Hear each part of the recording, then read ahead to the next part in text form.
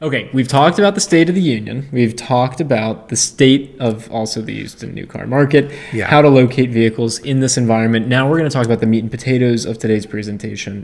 Where am I going with this? How do you negotiate, Pops? How do you negotiate in 2021? Also, next time, interject. Like, get me off that ledge. I was just falling and fumbling and and you just let me. Come on, man. There's a trampoline below. So you'll be fine. You'll hit that trampoline. You'll bounce right back up. Everything's fine. How do you negotiate in 2021? New cars. Let's start there. You want to start with new cars? Yeah. Very, very carefully is how you're going to negotiate. Yeah. And you're probably not going to be able to negotiate as much as you have in the past because there's going to be less desire on the dealer's part to want to give away a future profit or current profit. And let's actually look at, so you can see the screen in front of us, right, Dad? So we've run a market price report here. Let's talk through actually how to use this and then even the email templates and maybe what But shouldn't we use it on a new car if we're going to talk about new cars? Not to be a pain in the ass. You're auto advocate right here. Well, I mean, you can't mix. You'll throw people for a loop here. Okay, we've got a new 2021 Toyota Venza. Okay, right? Yeah.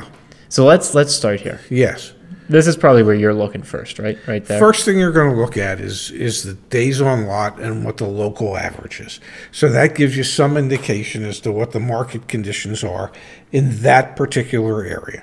Yeah. And so that's what you need to know. And for instance, if you're looking at a 2021 Toyota Venza, which is brand new for this year, coming out, reutilizing the Venza name.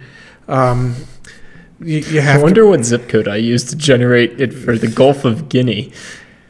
The Guinea zip. And so knowing that means that you're not going to walk into a dealership where there's going to be a high negotiability score for something like that. And so whatever discounts you might be able to negotiate, and in order to negotiate, you're going to have to sound like you know a little something about the business. Which, if you're watching this and you're on the page, you do. Yes, and so utilize some of the lingo, some of the understanding as to what you need to say to the dealer. Listen, I understand the Venza is new again this year. I understand it's a tight market because of chip shortages and things like that. Yep. I understand that the opportunity exists for you as the dealer to make a rather hefty gross profit. Yep. I need you to understand that for me as a consumer, I don't mind paying you a profit. I just don't want to be the guy that pays you the really big profit. Yep. I want to be a small potato. Yep. And then you go into the potato farmer bushel basket, how you got to fill it every month routine to get their attention. And by that, in case you haven't watched our past YouTube videos back, you need to. The bushel basket kind of represents the idea that you, as a dealership, you need to move a certain number of units every month. You need to fill that bushel basket every month. And we've talked about this, and we've got guides. Dealerships, especially new car departments, have factory incentives based on volume. Yes. Moving units of inventory. And so that's why we always preach at the end of the month to negotiate car deals, because you're close. That dealership's either already hit their factory incentives, so now everything's gravy, or about to. And so timing would be towards end of month, recognizing they have a volume play, and then also really focusing your attention on if you can find a new vehicle that's been on a dealer's lot for a long time. So that's the use of the negotiability score, right? Yes. Like a 19, it's because it hasn't been on the dealer's lot all that long. And this applies to used vehicles too. We'll go back to our used vehicle here, the Chevy Equinox, right? Like this is an example of a dealer that's been sitting on a vehicle forever. And we've actually seen the price go up. My God, I wonder if he knows the people I used to work for. Really? He's believing in the fine... the aged wine. The aged wine. You sit on inventory. But regardless, like that is still an input in your rationale for which vehicles you're reaching out on. Now, when it comes to factory ordering, so that would be, you couldn't run a market price report for it. You couldn't do anything for it because it doesn't exist yet. Yes. That's where you're really talking about, and go to YouTube and search in, or on this page, search how to factory order, holdback, floor plan assistance, advertising assistance. Those are the key words and buzzwords you're going to use when you're negotiating a factory order deal, correct?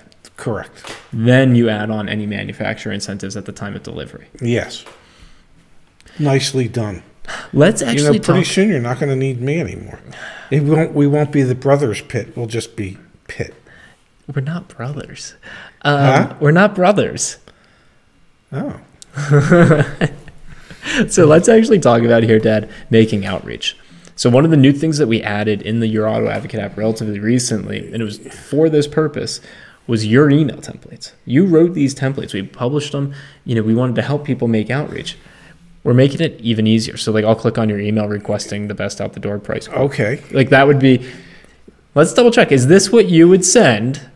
So we've got the dealer's information right there. So when you run the report, you get the dealer information. Would you just hit this copy button, Dad, and send this? So I'll read it to you. Okay, please, because I got older eyes. My name is Zach Shefska. Yes, it is. And I live in your area. Okay. My zip code is, put your zip code. Why do I need to put my zip code? So they can figure out tax and tags. Yeah, you look surprised. Yeah, come on. Yeah, come on. Come on, man. We role-played this earlier. Yeah. And I'm looking to make a purchase for the following. 2017 Chevrolet Equinox LT stock number 18154. Okay. Isn't that cool? We can put the stock number in That's pretty goddamn amazing. Yeah. I have already arranged for my own financing, but I might be open to what financing options you offer. I would even entertain a pre-owned or retired service owner if it would offer pre-owned, the appropriate savings. Remove if not applicable. That's in quotes. Okay. I am looking to take delivery by month end at the latest. I'm prepared to move sooner if the deal warrants it. Please provide me your best detailed out-the-door breakdown, including all fees, and please be competitive as I am contacting several dealers within a parentheses, enter a reasonable number like 75 or 100 mile radius. Thanks so much, and I look forward to hearing back from you. All the best, Zach Shefska. Is that how you would still approach negotiating? Yeah, obviously I'd have to make some adjustments since you're already on a used car. Yeah. You would have removed. Yeah. Where it says remove if not applicable. So do you remove it now, or do you hit copy and then? No, you'll copy and then remove. Paste that in your email, and then make sure you remove it there. Okay, cool. Yeah, that's very cool. No, but I guess what I'm looking for, Dad, is your approach here. I'm really trying to make it simple, right? It's hard to negotiate a car. I wrote that. That's my approach. Okay, that's his approach. Would you then come down here to the similar vehicles, run reports for 6 more, and then send that same email to those 6? Well, how do we drive price down, I guess, is my question. You have to find comparable vehicles, but if you're dealing with pre-owned cars, it's very difficult to find comparable vehicles because as those of us who spend any amount of time in the car business will tell you, no two used cars are alike. Okay, no two used cars have been driven exactly the same. No two used cars have exactly the same miles. No two used cars got the same quality of gasoline every time that there was a fill up. Yep. No two used cars got car washes at the exact same time. So there's no such thing as two used cars that are exactly the same. But if you can find something that's close, then you would want to send that same email to that other dealer. Yep. Yeah. And then ultimately what you're looking for is the OTD price, which is obviously what you requested there. But to be clear, that's the selling price of the vehicle plus any taxes. Yes. Title, tag, government fees or things. And all the other crapola that the dealership's probably going to add. Could be on a used vehicle, a reconditioning line. Could be on a used vehicle, a security package line. It could be an extended warranty line, right? And so you ultimately want to get to that OTD number, and that's what you're negotiating on. And that's what you want to compare. So really what we end up with in this environment is on the new car side, probably going to find that it's hard to really get discounts. If anything, you're going to see additional dealer markup on a lot of vehicles. Yes. Or you're especially the popular ones, yeah. Yeah, or you're ordering one. Mm-hmm. And when you're ordering one, you're really looking at maybe getting some inroads on, holdback and floor plan assistance like we talked about. Maybe, yeah. Then on the used car side, we haven't touched on it, but you have the one price dealerships where what can you negotiate at a one price dealership? The dock fee. That's about it. And then anything on the back side, which we'll touch on in a little bit. You have the one price dealerships. You can't do too much there. You can request, and you need to contact quite a few dealerships for OTD prices, as comparable as the vehicles can be, but recognize that they're not. Because I mean, we're looking at this list here, and there's a car with 57,000 miles, 49, just 109,000 miles. So you can't compare the car with 109,000 miles to the car that has 49,000 miles. Yeah, no way. Yeah, no way. So that you really have to make sure you have to curate a little bit. Yeah. And then ultimately what you're doing is you're trying to get, I guess you're trying to do this on the new car side as well, but you're trying to get two dealers to fight against each other for the deal. And the tricky thing is, especially on the new car side, like why would I? It's like you're coming to me to order. So that's again like resetting those expectations. Yes. Yeah. Yes. All right. Okay. Anything else with negotiating? Practice. Yeah. So what's your genuine sense there? Because we do consult calls with members who want to pay for that like level of access. Practice. I think that's what people get out of the calls with us. Yeah. It's like practicing how they're going to communicate. Practice what you're going to say, how you're going to say it. Say it in front of a mirror till you're comfortable saying it, because you don't do this every day, and the salespeople you're going against do it several times a day. So practice how you want to talk to that salesperson so you feel comfortable. Hey, listen, I understand that things are tough right now, that there's shortages of cars. I get that. Okay, I'm not going to sit here and ask you not to make money. I'm just going to ask you to mitigate how much money it is that you do make.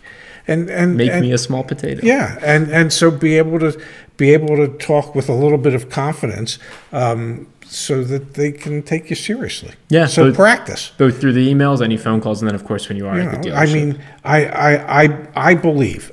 Correct me if I'm wrong. Oh, I'm sorry, because I've never really done any stage work, but I've heard that when there's a new play opening up on Broadway, they have a thing called rehearsals where they practice their lines in front of everybody so that they can get good and so that it becomes natural. I'm reminded of an old saying that I heard. Amateurs practice so that they get it right, and professionals practice so that they never get it wrong. But it's all based on practice. So practice, drill, and rehearse.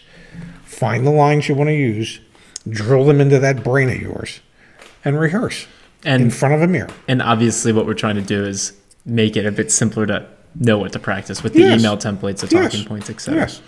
Cool. Yeah. Okay. Practice. Thank you, Pops. Yep. I felt like Allen Iverson there.